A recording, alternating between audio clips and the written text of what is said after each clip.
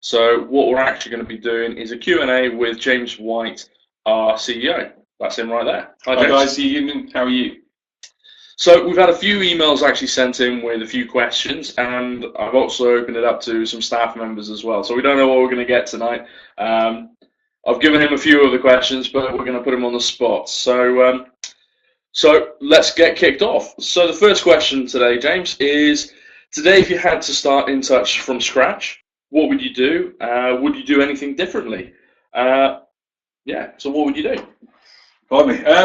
So if I had to start InTouch from scratch, what would I do? I'd certainly do it again. I recommend to anyone the journey of running your own business, even though it's, I used to be full of black hair and brown hair, sorry, but I'm full of grey hair now, but I definitely recommend it.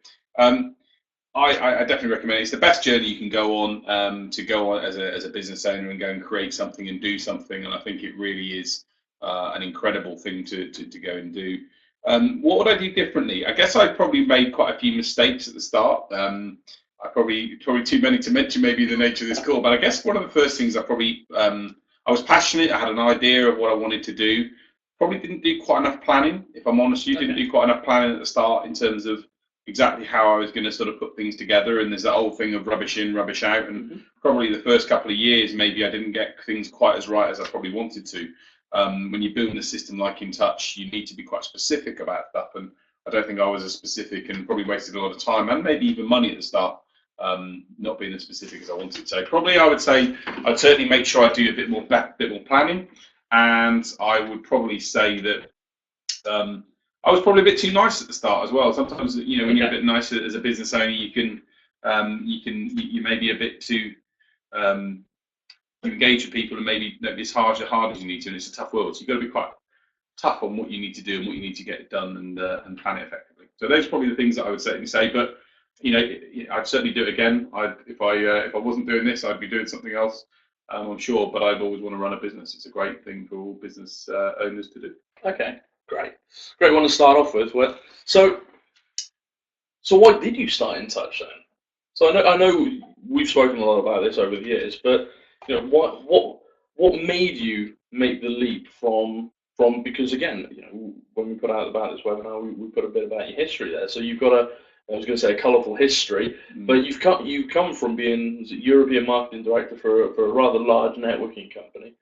So why leave the safety net of the corporate world to actually start out from square one? Start a business yourself. So it's a very difficult thing to say, and actually, I was probably, it's a very good question. I was probably at a good stage in my life when I had the opportunity to go and do some of those things. But I guess I was fed up with corporate life. I was in a corporate job with working for people that I didn't like, I didn't really get on with anymore. I earned very good money, six-figure money. I'm going to say the exact salary, but I was earning a good packet per month, but I just didn't enjoy it. I was driving down the motorway every day and thought, what the heck am I doing here? I don't enjoy this. I don't enjoy what I'm doing. And I went to see a life coach, and the life coach said to me, well, why are you doing it? And I sort of couldn't give them a reasoned answer as to why I was doing it. So I just sort of decided to say, well, actually, and I read a couple of books. I read a book called Who Moved My Cheese by a guy called Spencer Marshall, I think his name is, and who basically said that life's, the crux of it was nothing's as bad as you think it will be. And I sort of thought, well, what's the worst that can happen? I'm going to go and do this. I've got to go and try and do it. And in terms of why I set up InTouch, I always felt that there was a need for the small businesses to communicate and engage with their customers. And I sort of felt that big businesses do it, but there didn't seem to be many platforms out there that enable small businesses to do it. But there were platforms that did sort of communications, and then there were some CRM or sort of database systems, but there never seemed to be anything that did the two together. So my idea was, well, actually, there's no point in getting customers if you can't then bring them back on a regular basis. Yeah, and actually, those that don't know, the first name of the company was actually called Customers Really Matter. And the reason I called it that was because they do matter, and if you've got them, you've got to look after them. So yeah, that was the sort of starting point of why I kicked off, really. But it's funny, when I look back now in our 10th year, when I look back and think about it, it's quite sort of scary as to the journey we've been on. But yeah, that was why I started out. And it was because I was passionate. The other reason, and sorry for rambling on, but I used to go to lots of small businesses, and I used to get frustrated that they had great products and great services, but they never used to tell me about it. So I'd go and work with them or talk to them, and they never used to tell me about it. And I was like, why? Why don't you remind me to come back to you or to engage with you? And I still think that's a frustration for me now today. Too many small businesses don't remind their customers to come back, even if they've delivered a great product or service. So would you recommend it to everybody today? Well, InTouch? Well, InTouch, obviously, yeah. But running a business, yeah. I mean, making that leap. Yes, definitely. I would say to you, it's the best thing you can ever do if you're not happy in the role that you do now, or you don't feel as fulfilled as you want to do in that role. You have to take into account that it's a risk. It's a risk to it. I've made many decisions that have cost me personally and made things difficult for me myself personally in a financial sense as well. But I don't regret those. I made them on the right decision, and I've got a growing great company now that I'm running. And I guess that you don't get anywhere without being, taking some risks, as it were. So, but I'd certainly recommend to anyone to give it a go, to try it, and to you're better to have tried and failed than not tried at all. That's my mentality. Yeah. But that said, also do it carefully and thoughtfully. Do the planning, look at the market, look at what it is you want to do.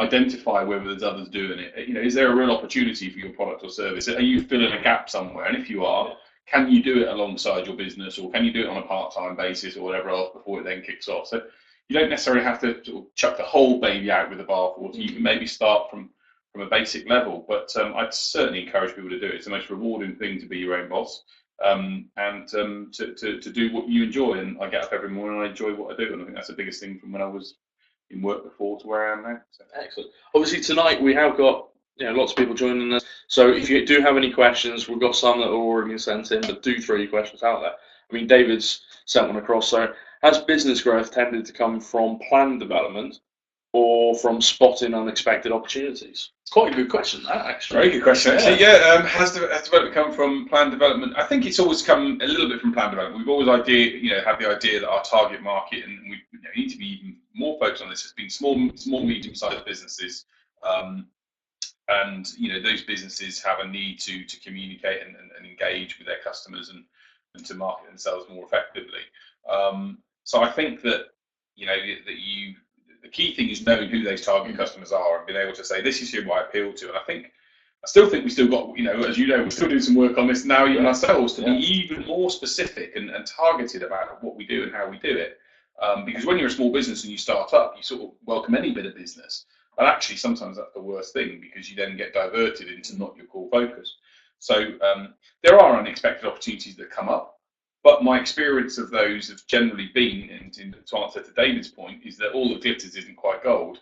And there are a number of times when I thought that that this would be, especially in our business, which is a recurring revenue model with small business customers, that I thought, oh, this would be the golden ticket, as it were, to us to do lots of different things. And actually, what's been shown is that actually by hard work, by diligence, by focusing on our customers and creating a great product, great service, that's the best way to grow the business. And that then means other businesses talk to other businesses. As you know, a lot of our business, significant amount of our business comes from word of mouth and people recommending us. And I think that's certainly something that would be where I would see. But you always welcome unexpected opportunities if they come up. And I'd love someone to come to me tomorrow and say, I want 5,000 licenses. I'm not going to turn that down. But my general view is, if that happens to maybe one in 25,000 businesses, the actual other 24,999 need to focus on who their target customer is, and then work to engage with those customers and deliver a great product or service, and then hopefully the rest will take care of itself. So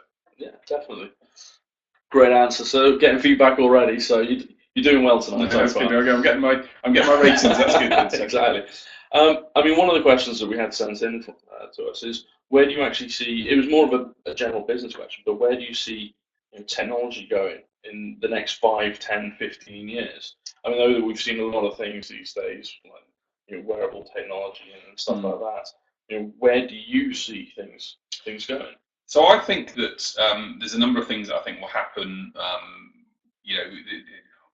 We've talked about this recently as a business ourselves, that we're a now world. People want something now. They want it to happen today and tomorrow, and so I think the immediacy of what people do will mean that, and the way that technology infrastructure and 4G and 5G and those sort of things, you'll get to a stage soon in the next 2-3 years where everything will be connected everywhere, and therefore people are always online and be accessing data and using information. So I sort of think from a technology perspective, the Internet of Things I think is going to be huge. So connected devices, everything being connected together. I actually think in time people will be connected. I think in time people will have chips in their hand that will identify. If you look at it, it's already happening in Sweden now, whereby people can enter a building not with a passcode that is in their wallet, but with a chip that's been put into their finger, which they put on the door. And I think that people think that's a bit scary, but I actually think the type of technology is the biotechnology, not biotechnology, it's human technology, embracing it in that way will become more and more. I think that actually the core elements of people will still be the same, but I also think you'll see a huge amount more in terms of automated activities. So if you look at things in terms of Google, I was reading an article yesterday that Google have just deployed driverless cars now in Dallas as well as in San Francisco. So they're rolling out their trial. People probably aren't aware that Google are doing driverless cars in this country at the moment on trials. So I think in the next 1 to 2 years, you'll start to see technology like that evolve. And so the role of, I always look at WALL-E. Have you ever seen the film WALL-E? And you sort of see the way the robots run the world. I'm not sure it'd be quite like that, but I actually do think in the next 2, 3, 4 years, you'll see more deployment of, if you like, things being done by automated machines rather than necessarily humans. We'll still exist, and so we'll have to evolve our role to sort of move maybe into a different dimension. But technology can move in different ways. I think from a marketing perspective, I think the focus will definitely be, from a business perspective, about being specific and targeted. It will be really about relevance. It will be about making sure that there'll be what's right for you, Matt Ruddle, or for me, James White, will be the key thing, not you being in a group of 1,000 people. So it will become a much more personalised experience wherever you go and whatever you do. So.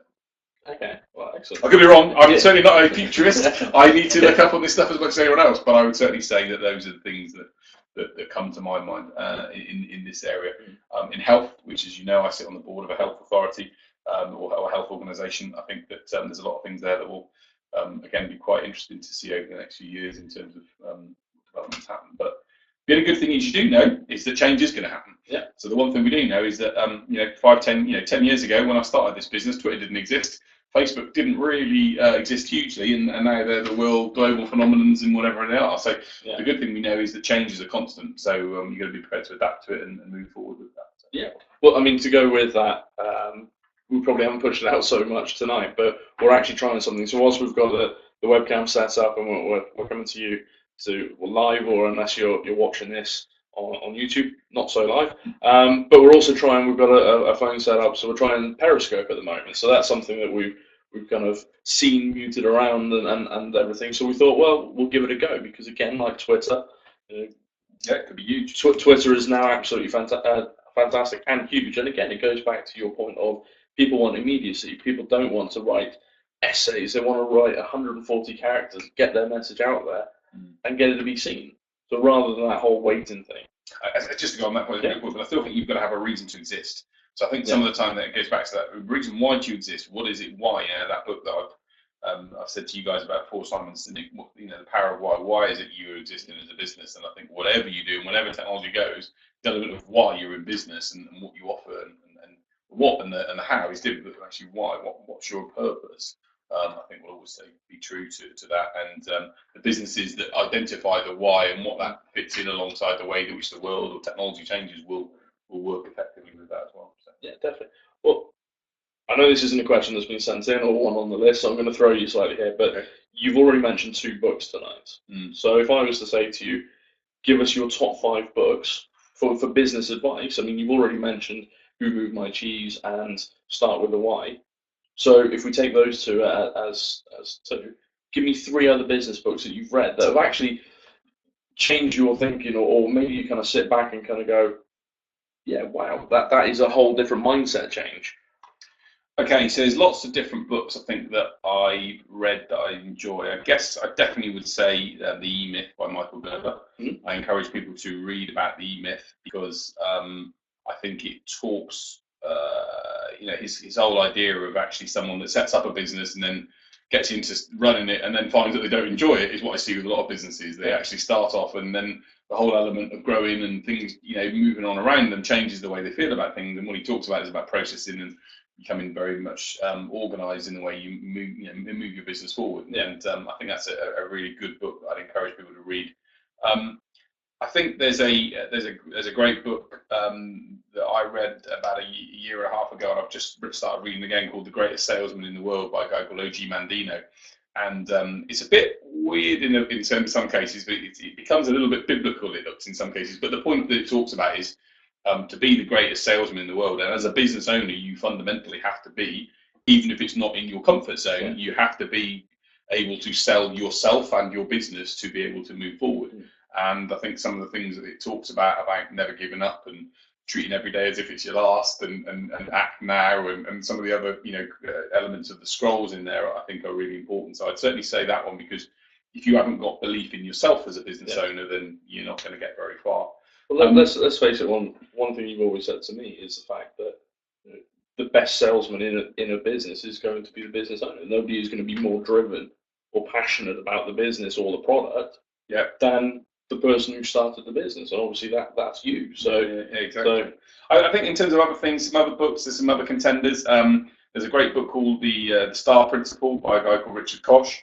I'd really encourage people to, and we can, I guess, put the links to these books on the webinar afterwards. It's a really good book in terms of being able to identify stars. He talks about star businesses and how, if you're really setting up, how you can create a star business and what a star business is, based upon something called the Boston Matrix, which people might be familiar with, which is a square with 4 categories in, basically. And he talks about there's stars, there's cash cows, there's dogs, and and then I can't remember the other one now. But the point being, how you want to be a star business, and that's a great book. Another good book I read recently, which I think is really good for people that are in our sort of sector, is a book called Hooked by Nia Ayal, I think his name is. Which talks about how do you create habit-forming products, and I think in any business, if you can create things that people come back to on a regular basis, it's a good sign. I guess the other book that I'd probably definitely say that I've read recently that I really enjoyed is The Hard Thing About Hard Things by Ben Horowitz. Again, as a business owner, it goes through the journey that he went through to create this business, which went from zero to a huge business in.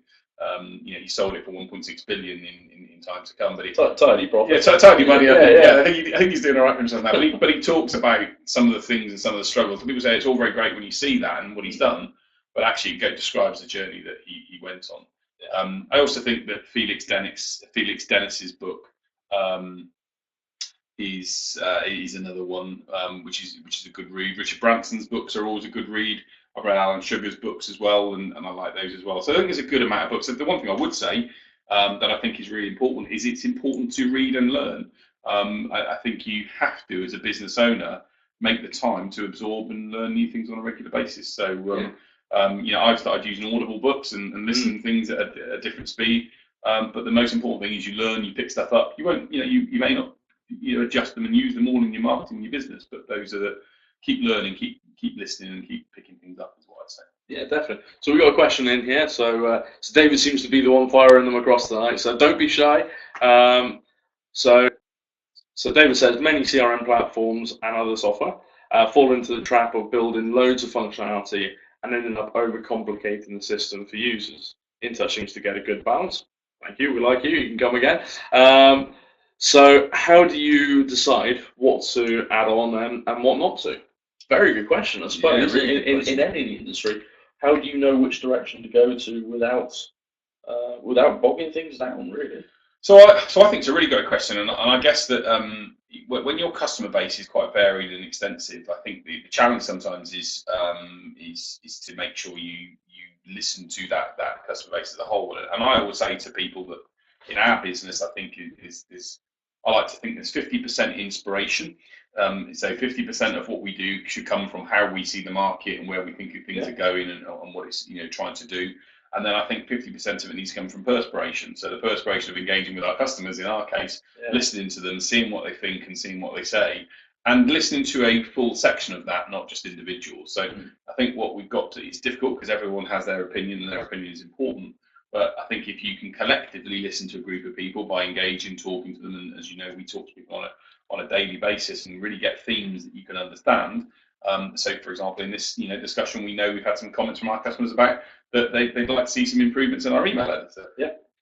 That's something that we're looking to try and develop and improve over the next couple of months. So listening to your customers is the most important thing that any business can do. If listen to these people, see what they think, is hugely important. I also think as well that you've got to focus on the core goal of what you're trying to achieve, and actually sometimes not. Our goal was to be an entry level sales and marketing CRM system, and not try to be overly complex. And so if there are times when we've had people say, can you add this, this, and this? And actually it was like, well, A, are we going outside of our target market? And B, are we making this more complex? And if we are, then we're better off to say, look, sorry, we're not right for you, rather than try and pigeonhole everything in. And in the past, we've probably done a little bit of that, but I think now we're more attuned to saying, look, this is what we're good at. We're not good at these and these other things. If those are functions that you want, then we're probably not right for you. But if you think you can work with the way we do things, then we do it that way. So, and I also think the big thing to add to that is that a lot of technology and systems come out with 101 things that you actually need. But I always use the example of Microsoft Word to people. Most people use 5% of Microsoft Word. If 5%, most people, I do use it for documents and bullet points and making things bigger and smaller. There are probably 101 functions in Word that I never even use because actually I just don't need them and I don't really require them. So I guess go back to the core principles of really what people are looking to do and need to do. The bells and the whistles are useful, but are they really essential? Because sometimes they can confuse and complicate the product. And going back to your core purpose, what are you trying to get people to try and do and achieve? And that's probably my answer in that respect. So. Okay, so yeah, really good answer actually, and hopefully that gives you a good insight as well into our kind of mindset as a company as well, in terms of we don't just kind of pick things at random and go, "Ooh, we think this will be good." There is actually there is a thought process going on behind the scenes as well. So, okay, sticking with the features then. So, in InTouch, what would you say is your favourite feature at the moment? Favorite feature at the moment, or at the moment? I have to be honest with you and say that I love, not because I'm just, I love the automation elements. I love the fact that we can be alerted when someone has done something in an email campaign or an activity that we, weren't necessarily aware of. So, as you know yourself, we have hundreds of people. And to open up to what we do, people trial our product and they go into an automated campaign for InTouch. And if you're a person that trials this, and you feel free to see if it happens. But basically, if someone then clicks on some of the links within some of the emails that we send, that triggers off an activity to happen elsewhere for us for one of our team to try and give them a call or to talk to them, or to engage, or to if you like to know what they've done. And I think that's certainly a thing that, especially in a business environment whereby you've got a limited amount of time, it's about trying to maximise the use of your time. And you can start with 100 people that have trialled our product, or we can go to the 25 people that have clicked and done something with our campaigns or activities. And I would say having that knowledge is, and they always say knowledge is power. But there's a great quote from Albert Einstein, I think, that says, those that have the knowledge have the duty to act.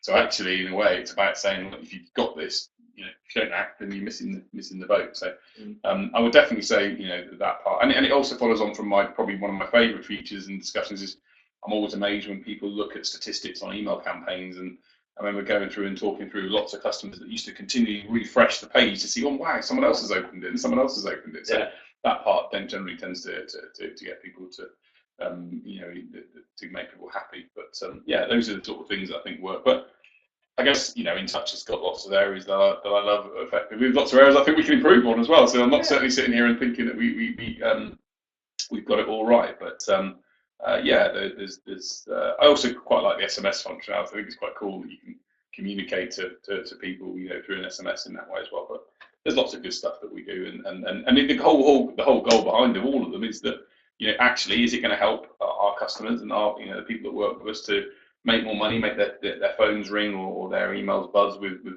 customers potentially, or repeat customers or potential new customers, or is it saving them time and hassle? And And that's generally what we try and focus on. Is it going to make you money or save you time? If it doesn't do either of those, then we're probably not going to want to look to build it or to add to it to the system. Very true. I mean, you mentioned SMS. I think that goes back to one of your previous points in the fact that we live in a world of immediacy. You know, people want things right now. They want it yesterday rather than tomorrow, or even today. So where do you see again? Where do you see InTouch in 5 years' time? What's the grand plan behind it? You know, is there a particular industry we're going after, or is there, you know, well, yeah, just where do you see it? I guess you know the biggest thing for me as a business owner is seeing, it's the biggest. I remember, as you probably know, we framed our first check that we ever had as a business here, and a guy called Yap Hasselink from Voyager Travel who paid us for the first service, and we felt, you know, and we helped him do what he was doing at the time. And I guess my biggest pride moment then will still continue to be my biggest pride in 5 years' time, and that's seeing any new customer use our product and use our service and make a difference in their world and a difference in their business. And sounds a bit, but it's really what I do and what I enjoy doing. It's to see people actually use our tool and for it to make things work for them and to help them grow and achieve things. In terms of what we want to do, of course, we've got a growth path to continue to engage and take our product and service to more countries and more customers all over the world, really. And as you know, we're in 42 odd countries now, and we want to grow that to sort of 60 or 70 in the next sort of year to two. But I think our focus is actually, you know, people talk about grand plans and doubling, you know, turnover and customers and all those sort of things. And I think that is important to have targets and plans. But the most important thing for me is that we continue to provide a brilliant product and brilliant service to our customers.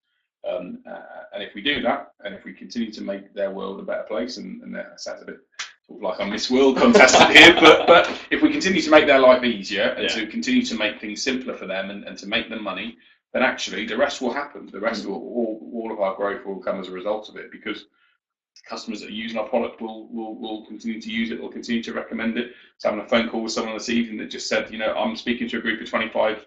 She runs a network, a ladies' business network, and she said, is it okay if I present about your product in the next business network? And I said, yeah, great, fantastic. She said, I love it. I just want to tell everyone else about it. I said, fantastic. You're not going to stop me, you know, doing that. And so I think the plan for us is very much a case of keep delivering a great product, keep delivering great, amazing service, keep providing help and support and great education and doing things like this and other things that we can do. And everything else then will take care of itself. And also the fourth thing I should say is provide it to be a great place to work. As you know, we're about trying to make sure the environment for our team are as important as to us as customers, to be able to enjoy a great place to work and have great fun. And life's about having good fun as well as working hard and playing hard. So. Exactly. On that note, the pick and mix jar is looking a little bit empty. Yeah, we need to get probably both. The Diet Cokes are going down well. But if it was this time next week, I think it's our next Thursday, our team day. So I'm not sure we'll be in a good fit state at this time of the evening next Thursday. Work hard, play hard, as you said. So now we move on to probably quite a serious question. So we're going to bring the level down. You're not asking for a salary rise here, Matt. Yeah, in front of everybody. Yeah. We've got a serious question here of why are you a Swansea City fan? Blimey. Why are you a Swansea City fan? It was sent in by Anonymous, so... Yeah, okay.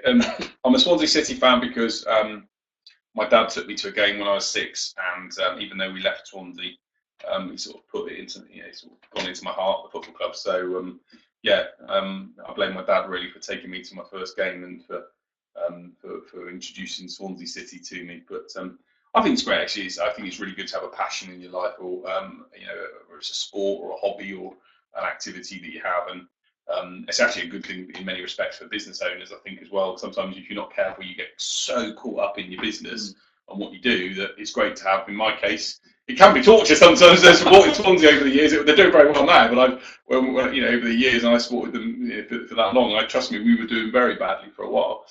It's great to have that hour and a half or that time with friends or people you meet have the same hobby as you to forget about other things. Yeah. And I think, you know, Swansea's been you know, the way in which I've been able to forget about other things that go on in my life and focus on seeing them play on a Saturday afternoon or Tuesday or whatever they play. So, but yeah, It's where I was brought up. I'm a Welshman, so it's my local club. And you made a bit of money out of me every year. Well, exactly. Silly bets. Well, I would say like to say, yeah, if you do like to bet that we'll get relegated from the Premier League, so I'm happy to have the same bet again this year if you're ready. So yeah, go on then. £20 you'll get. £20, yeah. I should like take. Yeah, I'm deleting this recording. Yeah, exactly. So if you hadn't have started CRM, and you know, let's go back to when you were a kid then.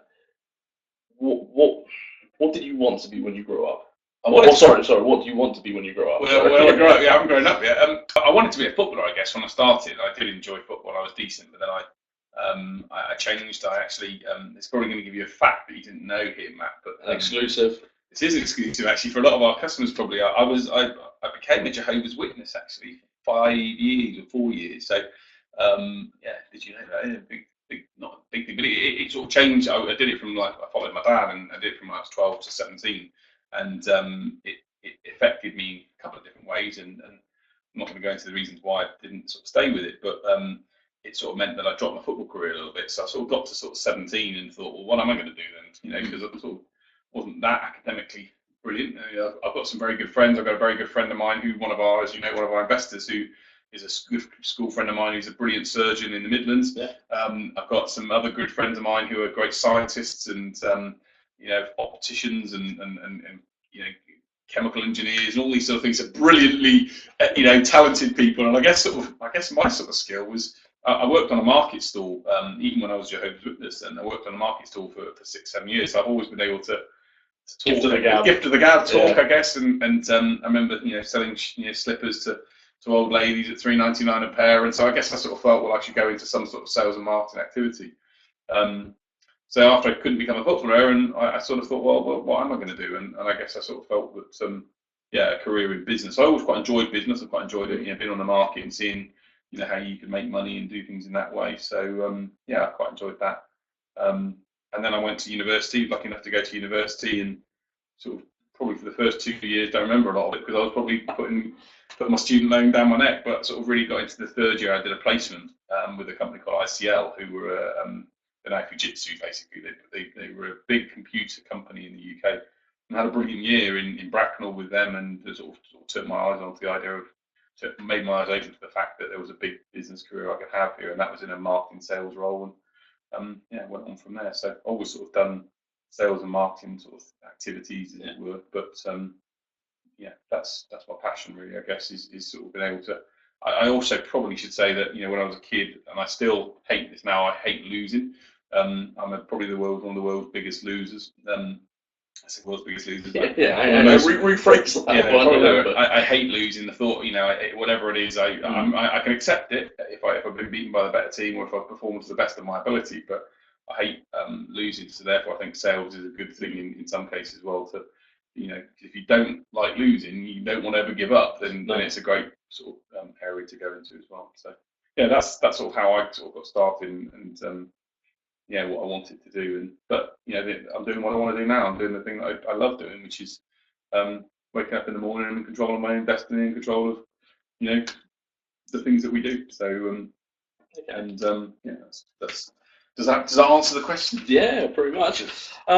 Okay, so we're going to, conscious of time, so we're going to round up. So if you have any questions, then please send us through, and if we don't have time to answer them, then we will get back to you on email. So, kind of moving away from the whole InTouch thing, or wanting to be a professional footballer, using your experience, and obviously you sit on the board of a health trust. Yeah. And you run CRM. So, what do you see as the biggest challenges to businesses at the moment? I think I think if you'd have asked me that question 2-3 years ago, I'd have really said the whole, especially in the UK, the whole confidence and people's mindsets would have been a big factor. I think actually now the benefit of it is that there's a more confident environment. I mean, I know the budget's happened today, and I haven't quite had a quick look at it. I haven't quite looked at it yet in terms of seeing what the impact is, but I think there is a feel-good confidence around the economy and around the UK, and I think no one should underestimate that. Because it basically makes people feel more confident about spending, and I think one of the reasons why we're in recession, people going into recession, is they retreat, they go back and say, oh, I'm going to batten down the hatchets and not do anything. For small businesses to grow and businesses to grow, people need to feel confident to spend money and to do things. Do you think that's quite obviously we're in 40 other countries ourselves, but do you think that's quite a British thing of batten down the hatches and try and weather the storm, or do you think that's actually just a general business thing? I think it's a general business thing. It depends on the industry you're in. I think it's a general business thing in cases, although again, I think the USA is probably again where, as you know, a lot of our competitors tend to be, and they've got a different approach to it, which is even when the recession was happening, you'd still find, organisations in San Francisco or the East Coast in New York and Boston prepared to invest. And I think in America, they've got a different mentality. In this country, investors generally like to guarantee a return on everything you do, whereas in America, they'll invest in 7, only expecting 2 or 3 to make a return, but the return they'll get will overcompensate for the 4 or 5 that don't succeed. So I think that's certainly a case. I think in terms of the biggest challenges, I think the biggest challenge sometimes for businesses now or for new businesses is to really sometimes come up with the idea, but also to go through the growth curve. And there's a great book about books by Seth Godin, who's a marketing sort of guru, called The Dip. And he talks about actually, if you're going through a business, you'll go through a dip when you sort of go to sort of like the bottom. And what he says is that a lot of people give up there. But that's actually the best place to carry on, because once you think it can't get any worse, but you've still got your product and people love what you do, and you've got enough, you've got people liking what you do, but you're just not maybe reaching out or getting out there. Then the only way is sort of up, and I think that it's about being able to go back to what I said at the start about planning. Really do that research, really do that diligence. What is it that you offer? What is it that you do? What difference can you make to someone's life or some businesses, way of working? And if you can't do that, if you can't decide that, then be careful. I was talking to a customer the other day about their new business idea, and it's a brilliant idea, but I identified one thing, which is they're going to offer an app to do something. I think it's a brilliant idea. My only query was where they're going to offer this app.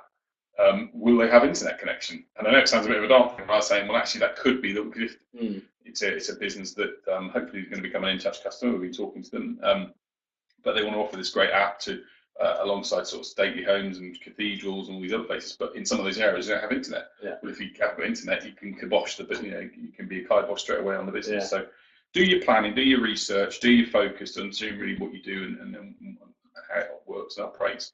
And if it does, and if people buy into it, the challenge of then growing is one of those nice challenges to have. But definitely make sure that there's a real demand for what it is you offer, or you build, or you have in place before maybe you go. I see a lot of businesses that spend a lot of money before they earn a lot of money as well, and maybe if you're in our business software, you have to do that. But if you're in other businesses, you've got to be a little bit careful maybe about doing that. Yeah. Okay. So what is I suppose we've somewhat covered it in terms of what's the biggest mistake that any business could actually make, when they're first starting out then? I think I'm actually in the process of trying to write a book at the moment around sort of the mistakes that I made, and calling it 15 mistakes of an entrepreneur, because I've actually Matt's thinking that only 15, but I've made loads, and I think that actually there's lots of books out there about being successful, but not necessarily about lessons you've learned. I think the planning element is really important. Really being focused and being able to. People work, there's an old saying, when you run a small business, you run around and you work all these hours God sends, and that's true. But actually, in a way, it's about working smart, not just working daftly. I used to travel to meetings for 3 or 4 hours at a time on the basis of of a potential deal that actually I should have pre-qualified at the start, but I was all excited. So it's about using your time effectively. Really value your time. I also think it's probably the key thing for business is know what you're good at. And know what you're not good at. So if you know what you're good at, actually be able to say, I'm good at these things and I can do these things quite well. And in our business, I'm happy to stand up in a room full of people. I'm happy to present and whatever else. But if you ask me to sit down and write a process out for doing certain things, that's not my skill set. And so when you know what your weaknesses are, try and surround yourself with people that then will bring other people in if you can, that can complement your weaknesses. It's definitely another area. And I guess the third thing that I guess will also be really important, I think, that I advise businesses, I don't know what mistakes they're making, was it that? Yeah, Maybe the mistake that they don't ask for advice enough as well. I was quite lucky. I had our chairman, as you know, was a mentor to me, and he was someone I could go to talk to about advice. But I think sometimes small businesses don't maybe, they don't ask enough advice, or don't find a mentor or someone that they can work with that they can really sort of say, look, what would you do here, and what's your advice here? And I think that's sometimes having someone to talk to that's maybe not as overly connected to the business, but even a life coach, get yourself a life coach for difficult, but for whatever it costs per week to be able to go to talk to someone and say, this is where I'm at, what do you think? Just to have a different opinion, I think is a good thing. And I think maybe not a lot of businesses maybe do that because they think that they just need to run along on their own path, but actually being able to do that is important. So yeah, but do your planning, take advice from other people, be able to focus on and make use of your time. Probably be the key thing that I would say, and also look after money as well. I mean, again, I look back and I think when I was starting the business off, money was we can be a bit more carefree about it, and look, as you know yourself, I'm happy to spend things, but look after every pound, because once you've earned £1 or £100 or £1,000, you yes, invest where you feel it can add value and be realistic, but don't be carefree with it either. Okay, some very good advice there. Okay, so we're going to wrap this up now. I'm just conscious of time, and we've got to make sure you get home before your dinner's in the cats. Yeah, exactly. So, okay, what's the one James White golden nugget, pearl of information, then, that you could actually give to people that if they don't remember anything about this webinar tonight, including the £20 bet that Swansea will get that next season, what's the one takeaway that you would want people to really grab hold of at the moment? Use the CRM system. No. You're right. But I guess the one thing that I guess I've learned over the time is that you're on a journey. You're on a journey, and a ship doesn't set sail from the harbour without knowing its destination. So you've got to have a rough idea of what it is you're trying to achieve.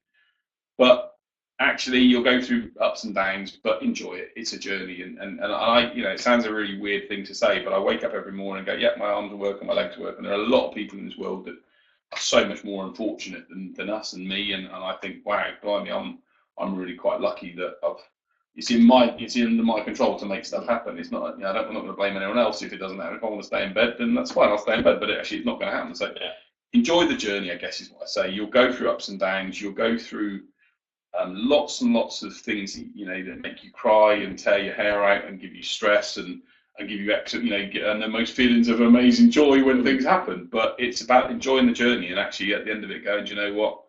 It's your family and your people and your friends and your health and all those things are more important than anything else, because providing you've got yourself and you've got the basics to be able to do things, you can achieve anything. And I think that part, I think a lot of people get really, I've seen people fall apart as a result of things not happening for them, and that's, I hate to see that, because it's it's never great when a business doesn't do the things and fails. But you can go again. There's a great picture, as I've got up on my wall that talks about the guy from PayPal, and and he says, my first business was this and it failed, and my second business was this and it failed, and my third business and fourth business was this, and my fifth business was PayPal.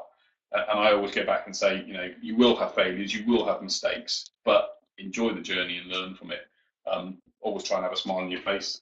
Always try and be positive. Always have a belief in yourself, and have fun doing it. Because you know what, if you don't have fun, then you should go and find something else to do rather than doing that. But it's a great journey, and one that I never regret doing, and I'd encourage anyone else to keep doing it and keep on the path, because if they do that, they'll, I'm sure, get the success and the rewards and the value that they want themselves from it. So. Excellent. Well, there you go.